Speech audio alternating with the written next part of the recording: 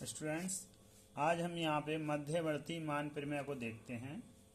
तो ये मध्यवर्ती मान प्रमेय है, इस प्रमेय में का ये डेरिवेशन नहीं है, लेकिन यहाँ पर 2 पॉइंट्स दिए गए हैं, जिसमें देखिए लिखा हुआ है कि मान लीजिए कि f प्रत्येक आंतरिक बिंदु a b पर निरंतर एक फलन है।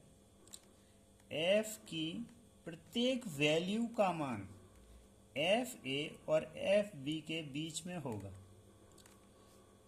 सेकंड पॉइंट दिया है, एफ ए और एफ बी के मान के बीच किसी भी एल के लिए ए बी में एक संख्या सी मौजूद होती है, जिसके लिए एफ सी का मान एल के बराबर होता है। तो देखिए इसमें जो पॉइंट्स है, पहला वाला जो पहले हम उसको देखते हैं कि उसने बोला है मान लीजिए कि f प्रत्येक आंतरिक बिंदु ए बी पर निरंतर एक फलन है। तो सबसे पहले हम एक ग्राफ खींचेंगे। तो ग्राफ खींचेंगे, ग्राफ में हम देखेंगे कि हमारा एक x एक्सिस है, ये हमारा x एक्सिस है और ये हमारा y एक्सिस है। यदि हमारी a और b की वैल्यू दोनों पॉजिटिव हैं, a और b की यहाँ पे दोनों पॉजिटिव पे हैं, तो हम देखेंगे कि हमारा यदि एफ ए की वैल्यू एफ बी से कम है, यानी कि यहाँ पर एफ ए की वैल्यू मान लीजिए यहाँ पर है और ये यहाँ पर एफ बी की वैल्यू है। तो देखिए ये यहाँ पर हमने एफ बी की वैल्यू मानी, इस पॉइंट पर एफ बी की वैल्यू मानी। तो अब हम यदि इसका ग्राफ खींचेंगे तो देखिए ग्राफ हमारा कैसे भी करके ग्राफ कर लीजिए, ग्राफ कैसे भी ऊपर करके कर लीजिए, हमारा ग्राफ जो आएगा वो देखिए इन दोनों के यहाँ पर ये ग्राफ बनाया हमने, या फिर तो ये जो एफ ए और एफ बी का ग्राफ है। अब यदि वैल्यू ए और बी दोनों पॉजिटिव ना होकर एक वैल्यू पॉजिटिव हो और एक वैल्यू नेगेटिव हो, तो यहाँ पर हम एक ग्राफ और खींचते हैं। तो देखिए यहाँ पर हम देखते हैं, तो यहाँ पर x है एक्सिस, ये y एक्सिस है, यहाँ पर a की वैल्यू नेगेटिव है और ये पॉजिटिव है। अब सपोज दैट एफ ए की वैल्यू जो है, एफ ए की वैल्यू वो हाई है कंपैरिजन टू एफ बी की वैल्यू, एफ बी की वैल्यू।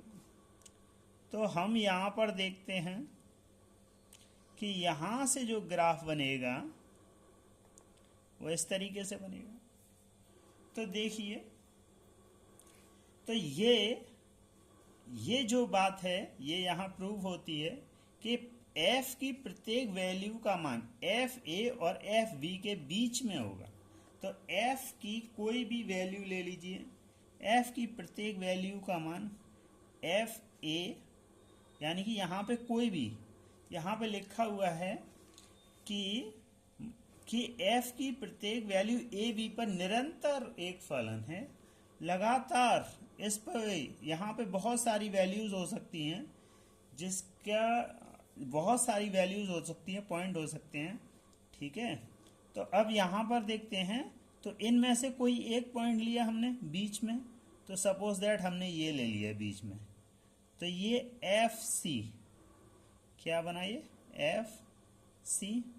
तो यहाँ पर देखिए, तो ये देखिए ये वैल्यू हमारी एल आ गई। तो क्या आ गई, एल। तो ये एफ सी जो पॉइंट बनेगा वो एल के बनेगा। या हम देख सकते हैं इसको, एक ग्राफ और खींचकर हम देख सकते हैं तो हमारे अच्छे से समझ में आएगा।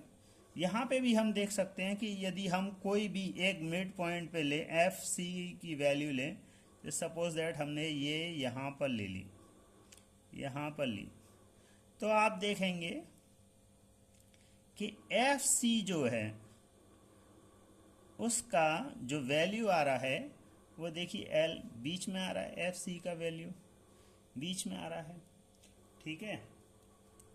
तब एक और देखते हैं, तो ये देखिए एक ग्राफ हम उन्हें और खींचा, एक्स वाई और यहाँ पर ए एंड बी।